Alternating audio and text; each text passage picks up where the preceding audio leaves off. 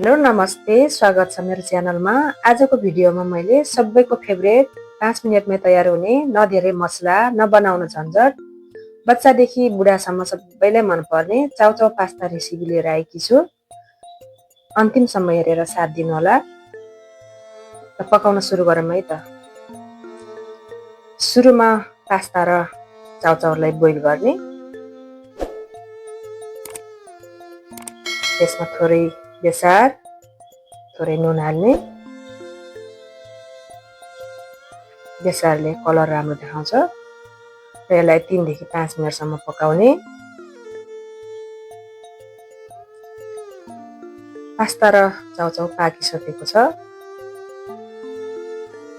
अब यसलाई छिकेर सेलाउन दिने र ग्यास अन गरेर एउटा प्यानमा मैले सानो चम्चाको 2 चम्चा तेल हाले। यसमा थोरै प्याज र थोरै गाजर हालेर चलाउने।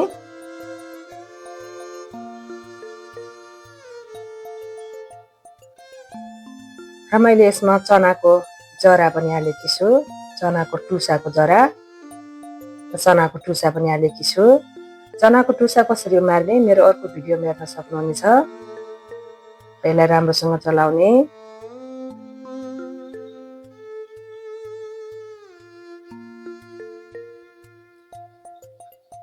यतिको भइसकेपछि यसमा टमाटर हाल्ने र बेसार 1 चम्चा र नुन हाल्ने स्वादअनुसार। यसलाई राम्रोसँग चलाउने।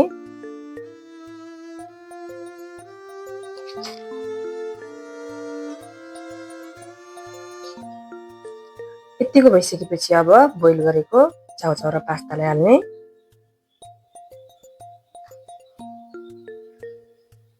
र यसलाई राम्रोसँग चलाउने। मैले यसमा खुर्सानी हालेकी छैन किनकि बच्चाहरूले खाने भएकोले। तपाईहरूले यसमा खुर्सानी हालेर पनि बनाउन सक्नुहुनेछ। चाउचाउ र पास्ता पहिले नै बोइल गरिसकेको हुनाले यसलाई पकाउनु पर्दैन, अब पाकिसकेको छ।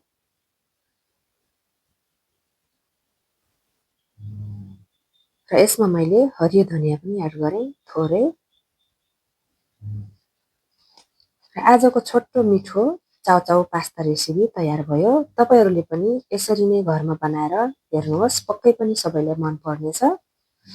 आजको रेसिपी तपाईहरूलाई कस्तो लाग्यो, मन पर्यो भने भिडियोलाई लाइक, शेयर र सब्स्क्राइब गरेर साथ दिनुहोला।